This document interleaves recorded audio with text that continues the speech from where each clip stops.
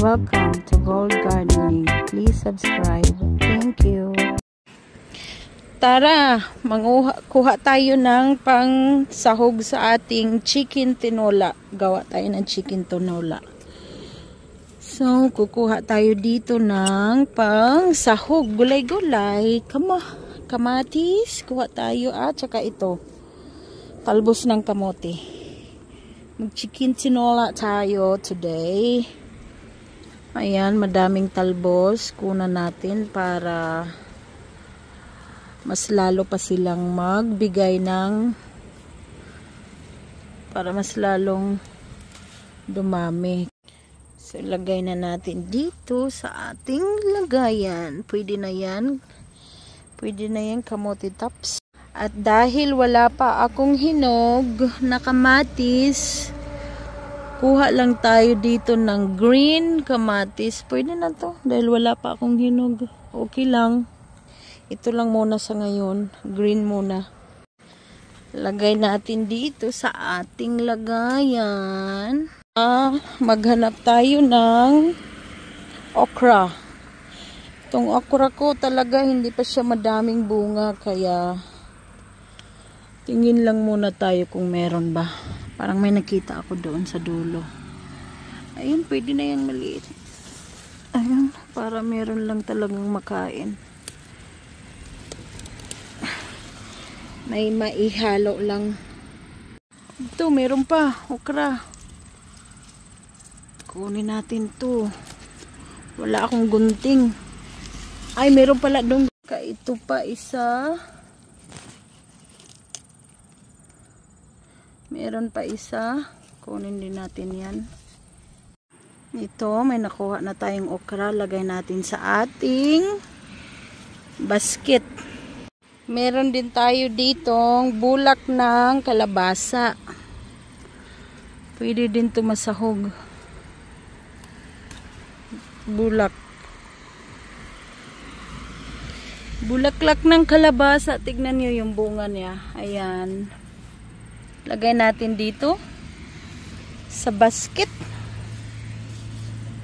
Ito pwede na to, kunin natin. Ito. Bulaklak. Bulaklak ng kalabasa. Pwede na yan. So, at saka may alugbati ako dito. Pwede tayong magkuha din ng kaunti. Pwede din to pang sahog sa sabaw. Ang laki ng dahon, no? Tignan nyo. Ito, apakalaki. Kunin natin yan kasi malaki. Lagay natin dito sa ating basket na mahiwagang basket. Apakalaki ng dahon ng alugbati, oh. Pwede na yan. Kuha din tayo dito ng mga dahon ng bell pepper kasi pwede din to pang sahog. Ayan. Super dami niya. Malalaki din ang dahon at matataba. Buyag. Tataba ng mga dahon nila. Buyag-buyag. Kuha tayo nitong dahon para may medyo maanghang ang sabaw natin. Chicken sabaw. Ayan. Lagay natin dyan. Ito pa. Dami ng bell pepper ko pero wala pa siyang bunga. Nag-uumpisa pa lang. Uumpisa pa lang siya magbulak.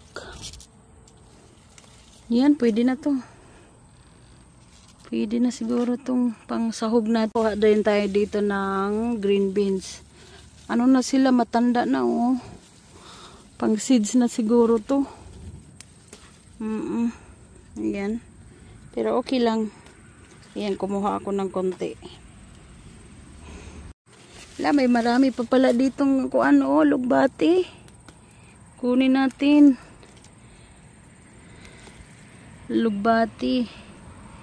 Healthy nila tignan.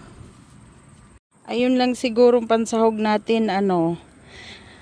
Ito na yung pansahog natin. Pwede na to. Meron tayong alugbati, dahon ng bell pepper, kamatis, okra, bulaklak ng kalabasa, at saka ito, kamuti tops. Kuha din tayo ng sibuyas. Ayan, may sibuyas ako. Ito. Ayan, sibuyas. Kasi wala akong sibuyas sa loob ng bahay. So, kuha tayo dyan. Completes na ang ricados natin. Ito na yung kamatis natin. Pwede na nating ilagay. Ayan. Hugasan ko lang to. At saka pwede na itong ilagay mamaya-maya. Hugasan ko lang. Ito na yung sibuyas natin sa garden. Pwede na nating ihalo dyan. Ito yung green, mamaya na yan last. Lagay na natin tong okra at green beans.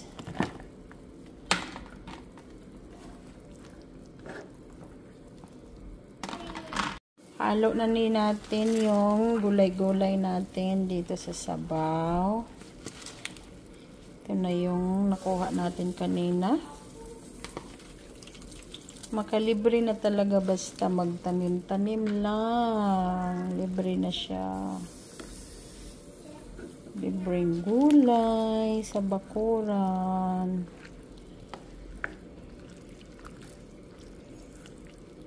Ang sarap na yan. Lagay natin dito.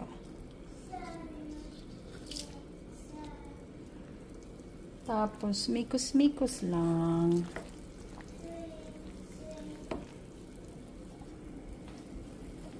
Mikos-mikos lang natin yan.